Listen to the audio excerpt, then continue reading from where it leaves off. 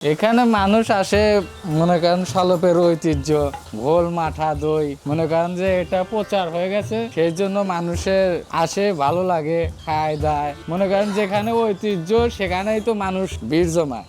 আমাদের দোকানের বয়স আপনার 110 বছর হয়ে গেছে অলরেডি। আমাদের পুরুষ যাবতীয় দাদা করছে, তারপর তার ছেলে করছে, তারপর আবার তার ছেলে করছে, 3 পুরুষ চলতেছে আর কি। বিখ্যাত আমাদের এখানে খাঁটি খামারিদের থেকে দুধ নিয়ে এসে জাল করে গোল বানানো হয়, মানে নির্ভেজাল আর কি, ভেজাল মুক্ত। এই জন্য আর কি মানে খাঁটি দুধের কারণে স্বাদ বেশি। অনেক দূর দূরান্ত থেকে লোকজন আসে, অনেক দূর দূরান্ত আমরা পাঠায় দেই অনলাইনে। হ্যাঁ, আমাদের এটা সম্পূর্ণ খাঁটি দুধ। চিড়ে আছে, খই আছে, সাদা মুড়ি আছে। প্রতিদিন আমাদের এটা তো সিজন, এখন একটু ঠান্ডা তো এর কারণে একটু আমাদের চাহিদা একটু কম। সামনে রোজা আসতেছে, প্রতিদিন 150 থেকে 200 মণ দুধ লাগবে।